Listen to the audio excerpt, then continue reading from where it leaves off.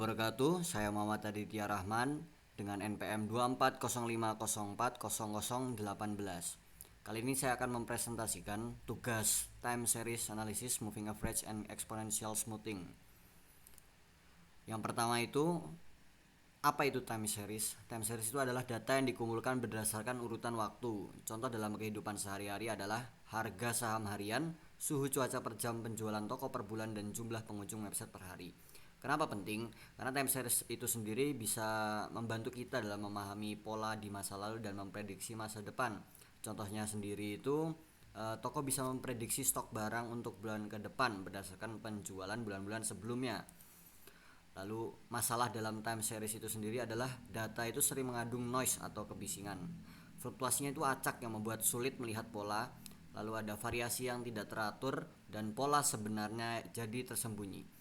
Contoh nyata itu sendiri adalah penjual es krim di toko bisa naik turun setiap hari karena banyak faktor. Mungkin ada faktor cuaca, faktor hari libur, dan promosi dari toko tersebut. Tapi kita mau tahu apakah secara umum penjualan naik atau turun.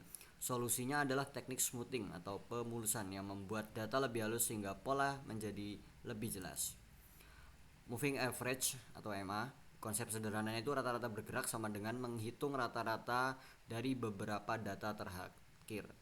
Rumus simple moving average SMA yaitu SMA sama dengan data 1 tambah data 2 sampai jumlah data dibagi N, yang mana jumlah periode yang akan digunakan. Untuk contoh perhitungan manual sendiri itu adalah data penjualan dalam 5 hari. Misal dalam 5 hari tersebut ada toko es krim 10 itu jumlah es krim yang dijual. Jadi ada 10, 12, 15, 11, 13. MA atau moving average 3 hari untuk yang kelima itu adalah 13. Jadi kita pakai 3 data terakhir untuk menghitung rata-rata. Di sini ada implementasi moving average dari kode Python, yang mana rolling window ambil 3 data terakhir yang tadi kita sebutkan di sebelumnya, yang mana itu bisa menghitung rata-ratanya. Lanjut, untuk visualisasi moving average sendiri itu adalah seperti ini.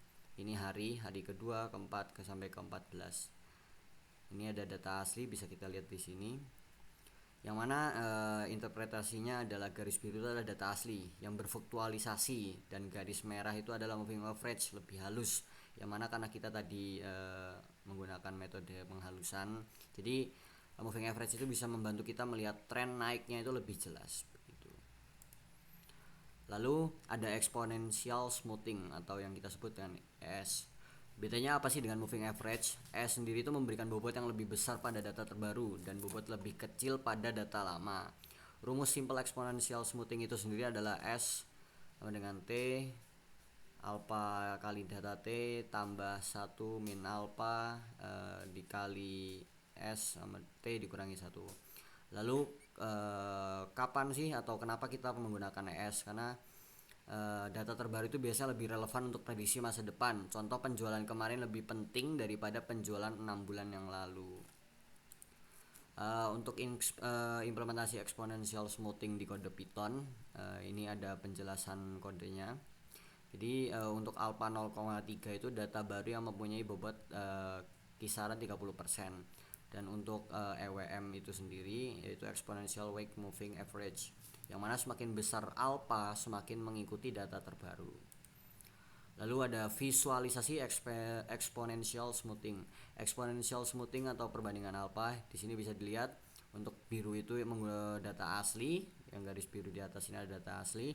Untuk yang garis hijau itu ES exponential smoothing dengan alpha 0,3 lebih responsif, dan garis oranye itu ES dengan alpha 0,1 lebih halus, yang mana alpha yang lebih kecil sama dengan hasilnya lebih halus begitu. Lalu perbandingan MA versus ES, ya, moving average itu sederhana dan mudah dipahami. Lalu semua datanya itu mempunyai bobot yang sama, tetapi kurang responsif terhadap perubahan terbaru dan butuh minimal jumlah data untuk memulai perhitungan. Sedangkan exponential smoothing itu sendiri adalah kelebihannya lebih responsif terhadap data baru dan bisa memulai dari data pertama. Lalu lebih baik untuk prediksi jangka pendek, tapi ada kekurangannya, yaitu perlu tentukan parameter alpha yang tepat. Seperti yang tadi saya jelaskan, contohnya tadi itu tidak ada 30%. Lalu kapan waktunya kita menggunakan moving average dan kapan kita menggunakan exponential smoothing? Kita menggunakan moving average jika datanya relatif stabil dan tidak banyak perubahan mendadak. Lalu ada ingin hasil yang sangat halus dan untuk pemula atau penjelasan yang sederhana. Contoh pengaplikasiannya bisa aplikasi analisis tren penjualan tahunan. Lalu kapan kita menggunakan exponential smoothing? Yang mana kita menggunakan exponential smoothing itu jika datanya sering berubah dan perubahan terbaru itu sangat penting. Lalu ada juga fungsinya untuk memprediksi dalam jangka pendek. Contoh implementasinya ada prediksi harga saham dan permintaan produk. Terus juga exponential smoothing itu butuh metode yang lebih responsif. Tips praktis dalam penerapannya, yang pertama adalah pemilihan parameter. Moving average itu window size-nya kecil 3-5, untuk datanya cepat berubah, besar 10-20. Lalu untuk exponential smoothing alpha-nya itu 0,1-0,3 untuk data yang halus. Sedangkan parameter exponential smoothing 0,5-0,9 itu untuk data yang dinamis. Yang kedua adalah visualisasi selalu penting. Selalu plot data asli versus hasil smoothing. Seperti yang saya perlihatkan dalam visualisasi tadi. Lalu juga ada coba beberapa parameter untuk melihat hasil mana yang terbaik. Yang ketiga jangan lupa evaluasi. Yang pertama ada hitung error, margin of error, dan yang lainnya. Lalu ada bandingkan prediksi dengan data aktual. Kesimpulan yang sudah kita pelajari adalah time series itu adalah data berurutan waktu, dan smoothing itu adalah teknik untuk menghilangkan noise dan memperlihatkan pola dari suatu data. Lalu ada moving average, rata-rata bergerak sederhana. Lalu ada exponential smoothing atau bobotnya itu lebih kepada data terbaru dan untuk prediksi jangka pendek. Implementasinya yang bisa kita lakukan adalah menggunakan Python. Sekian, terima kasih. Saya Muhammad Aditya Rahman dengan NPM 2405040018, kelas Teknik Informatika semester 3 kelas A.